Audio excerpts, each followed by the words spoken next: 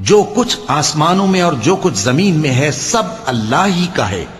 تم اپنے دلوں کی بات کو ظاہر کرو گے تو اور چھپاؤ گے تو اللہ تم سے اس کا حساب لے گا. پھر وہ جسے چاہے مغفرت کرے اور جسے چاہے عذاب دے، اور اللہ ہر چیز پر قادر ہے.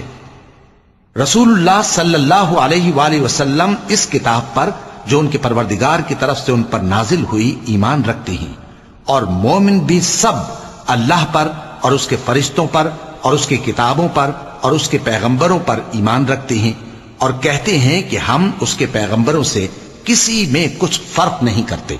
اور وہ اللہ سے عرض کرتے ہیں کہ ہم نے تیرا حکم سنا اور قبول کیا. اے پروردگار، ہم تیری بخشش مانگتے ہیں اور تیری ہی طرف لوٹ کر جانا ہے. اللہ کسی شخص کو اس کی طاقت سے زیادہ کا ذمہ دار نہیں بناتا.